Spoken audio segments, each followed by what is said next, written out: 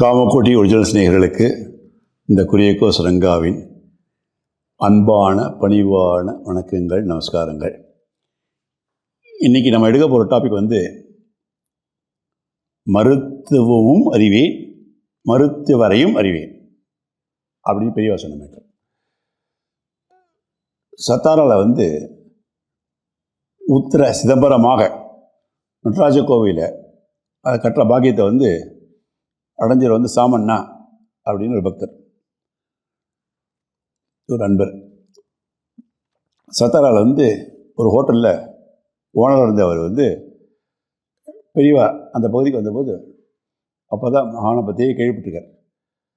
சாக்ஷாத் ஈஸ்வரனான பெரியவா அவரை ஏற்றுக்கொண்ட விதமே ஒரு தனி வித்தியாசமாக இருக்கும். சாமனா 1976 வருஷத்துலேருந்து ரொம்ப அந்த கொடிய தொண்டை புற்றுநோய், த்ரோட் கேன்சர் சொல்லுவா இல்லையா, அதில் ரொம்ப பாதிக்கப்பட்டு ரொம்பவும் அவசப்பட்டு ரொம்ப வருத்தப்பட்டு இருந்தார். அவசப்பட்டு 80வது வருஷம் டாக்டர்ஸ்லாம் எல்லாரையும் மருத்துவம் பார்த்தாச்சு. பார்த்தா அந்த சாலிட் உணவு சாப்பிட்றது நிறுத்திட்டு வெறும் திரவ உணவு, லிக்விட் டயட் தான். அந்த மாதிரி அது மாதிரி ஆகிடுச்சு. காலம் உடம்பு எடையெல்லாம் குறைஞ்சி போய் ரிலீஸ் ஆகிட்டார். டாக்டர் ஒரு ஆப்ரேஷன் செஞ்சால் அது கட்டாயப்படுத்தினா கூட முயற்சியாக தான் பண்ணலாமே வெளியே உயிருக்கு உத்தரவாதம் இல்லை அப்படின்னு சொல்லி பயமுறுத்திட்டான். இவர் ரொம்பவும் டென்ஷன் ஆகிட்டார் அவர். அப்போ தான் இந்த சம்பவத்தை ஈநாட்டிலே ஒருத்தர், மும்பையை சேர்ந்த ஒருத்தர், டி.ஆர். சுப்பிரமணியம்னு பேர், அவருடைய நண்பர் சாமனாவோட நண்பர். அவர் தான் மகாபரிவா தரிசனத்துக்கு நான் அழைச்சின்னு போகிறேன் அப்படின்னு சொல்லி கூட்டின்னு வந்தார். குறையெல்லாம் சொல்லி எழுத போது அவர்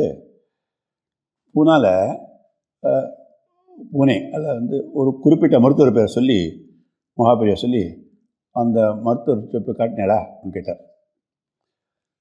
அது என்ன பியூட்டின்னாக்க, அங்கே லோக்கலாக இருக்கிறவளுக்கு அந்த எந்த பக்தருக்கும் இந்த பிரிவாசன் அந்த டாக்டர் பேரே தெரியல அப்படிங்கிறது தான். ஆனால் யாருக்குமே தெரியாத எல்லாம் அறிந்த மகா மருத்துவராச்சே நம்ம மகாபெரிவா. அடுத்த நாளே சாமண்ணா பூனாவை போயிட்டு அந்த டாக்டர் தேடிக்கிடி அப்படி இப்படி கண்டுபிடிச்சிட்டு அவர்கிட்ட ஒரு 3 வாரம் ட்ரீட்மெண்ட். அதில் பார்த்தா சாமண்ணாவுடைய கேன்சர் நோய் கம்ப்ளீட்டாக குணமாகிடுது. பெரியவாட்ட நீங்கள் அழைச்சிட்டு போகாமல் இருந்தீங்கன்னாக்கா என்னை உயிரோடையே பார்த்துருக்க முடியாது, உங்களுக்கு பெரியவாளுக்கு நான் ரொம்ப கடமைப்பட்டிருக்கேன் அப்படின்னு சாமண்ணா தன்னுடைய தாய்மொழியில் சுப்பிரமணியத்தை சொல்லி உருகி போயிருக்கார். அதோடு இல்லாமல் இன்னொரு அதிசயம் சொன்னார் அவர். சாமண்ணா டாக்டர்கிட்ட போனோடனே அந்த டாக்டர் சொன்னாராம், நேற்று கனவுல பெரியவா சாமண்ணான்னு ஒரு பேஷண்ட் வருவார், அவர் நல்லபடியாக முறையில் சிகிச்சையெல்லாம் பாரு அப்படின்னு பெரியவா கனவுல சொன்னார் அப்படின்னு அந்த டாக்டர் சொன்னபோது சாமன் அப்படியே மீசிருந்து போயிட்டாராம்.